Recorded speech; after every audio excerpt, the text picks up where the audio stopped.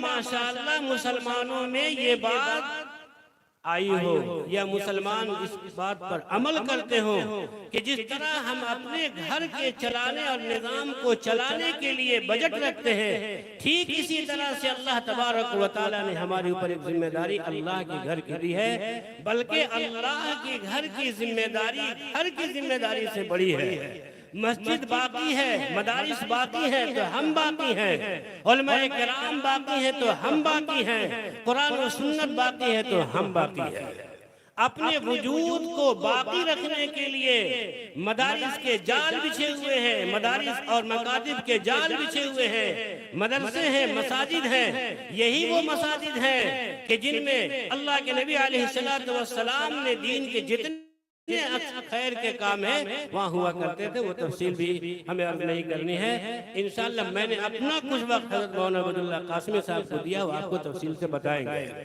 मैंने जिस हदीस पाक को पढ़ा है क्या मुस्लिमु मन सलिम अल मुस्लिमून मिन लिसानी व यदी, कि मुसलमान उसको कहते हैं कि जिसकी जुबान से और जिसके हाथ से दूसरे मुसलमान महफूज हो। लेकिन हकीकत में इसका तर्जुमा ये सही नहीं है। तर्जमा अपनी जगह पर सही है, लेकिन हुजूर का मकसद जो है वो समझिए।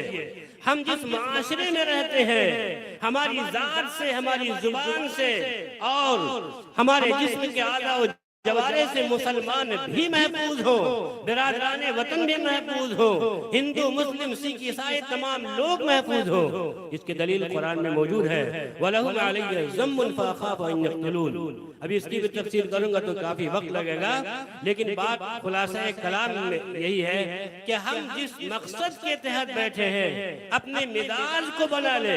याद रखिए कि औलाद के ऊपर अगर किसी ने भरोसा किया कि मेरे इंतकाल के बाद ईसाले सवाब करेगा, कर सकते हैं, कीजिए। लेकिन जब आपको अल्लाह तबारक व तआला ने माल दिया है, सेहत दी है, दौलत दी है, तो अपनी जिंदगी में कार्य खैर ईसाले सवाब इतना करके जाइए कि औलाद की मोहताज न रहे। अल्लाह ताला हमें और आपको भी इस मस्जिद फातिमतुज़ ज़हरा की संगे बुनियाद से लेकर पाए तकमील पर हर कदम पर चलने के और इनके साथ शाना बशाना चलने की तौफीक अता फरमाए। जनाब रसूलुल्लाह सल्लल्लाहु अलैहि वसल्लम ने फरमाया कि याद रखो कि ये मसाजिद जन्नत के बाग है। एक साहबी रसूल है, वो फरमाते हैं कि नबी अलैहिस्सलातु वस्सलाम ने फरमाया इज़ा मररतुम बिरियादिल जन्नति फरतऊ, कि जब तुम जन्नत के बाग से गुजरा करो तो चल लिया करो। साहबा ने पूछा कि या रसूल अल्लाह बताइए जन्नत के बाग क्या है? फरमाया कि मसाजिद है, जब गुजरो तो सुभान अल्लाह वल्हम्दुलिल्लाह वला इलाहा इल्लल्लाह वल्लाहु अकबर कहा करो। किसी को अल्लाह तबारक व तआला ने माल की दौलत और नेमत अता फरमाई है तो माल से और दौलत से मस्जिद की मदद करे, मस्जिद का ताउन करे। किसी को अल्लाह तबारक व तआला ने सेहत दी है तो मजदूरी के जरिए मस्जिद की मदद करे, ताउन करे। आप सल्लल्लाहु अलैहि वसल्लम ने मस्जिद में मजदूरी भी की है, तो माल से मदद कीजिए। अपनी सेहत के जरिए अगर सेहत दिया है तो मजदूरी करके उस पर कुछ नेक काम कर लीजिए। कुछ नहीं दिया है तो कम से कम दुआ के जरिए आप मदद कर सकते हैं। अगर आपको माल नहीं अल्लाह ने दिया है तो देने की सलाहियत दिलवाई है तो कम से कम उस पर मदद कीजिए। अल्लाह तबारक व तआला दुनिया की तमाम मसाजिद की हिफाजत फरमाए।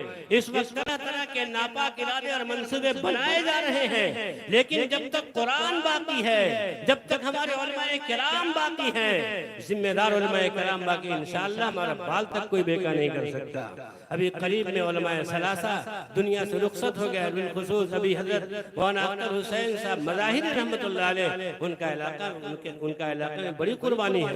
यही वो 3 शख्स थे जिन्होंने पूरे झारखंड नहीं तो कम से कम जिला रांची में एक इनकलाब बर्पा किया। अफसोस की बात है कि अब कोई जिम्मेदार आलिम, बुजुर्ग आलिम, सरपरस्ती करने वाला आलिम قائم نہیں ہے، لیکن ہمیں لوگوں کو سرپرستی بھی کرنی ہے، عوام الناس کے مسائل کو بھی سمجھنا ہے، اور ان کے ساتھ کاندھے سے کاندھے ملا کر چلنا ہے۔ جو اوصاف حمیدہ، اخلاق حمیدہ اور جو قربانی علماء ثلاثہ نے پیش کی ہے، حضرت قاری علی الدین رحمۃ اللہ علیہ، مولانا صدیق صاحب رحمۃ اللہ علیہ، مولانا اختر صاحب رحمۃ اللہ علیہ، ان کے اخلاق حمیدہ، اوصاف حمیدہ ہم تمام علماء کرام کے دلوں میں اور ان کے اوصاف حمیدہ، اخلاق حمیدہ کو اپنانے کی توفیق عطا فرمائے۔ اللہ تبارک و تعالی آپ کے آنے کو قبول فرمائے، اور جس مقصد کے تحت جلسہ ہو رہا ہے آپ کو اللہ تبارک و تعالی اس کی توفیق عطا فرمائے کہ زیادہ سے زیادہ مالی تعاون فرما کر اس مسجد کے کار خیر میں حصہ لیں، اپنے نام پر، اپنے رشتہ داروں کے نام پر، اپنے مرحومین کے نام پر، بالخصوص اپنے ماں باپ کے نام پر کچھ نہ کچھ ایصال ثواب ضرور کریں۔ آج وہ دنیا سے رخصت ہو گئے، ان کی جائیداد ہماری، ان کی زمین ہماری، ان کا گھر مکان ہمارا، تو کیا ذرا سا بھی حق نہیں بنتا ہے کہ انہی کی جائیداد دی ہوئی ہے، انہی کے سب کچھ ہے، کچھ نہ کچھ ایصال ثواب کر لیا جائے۔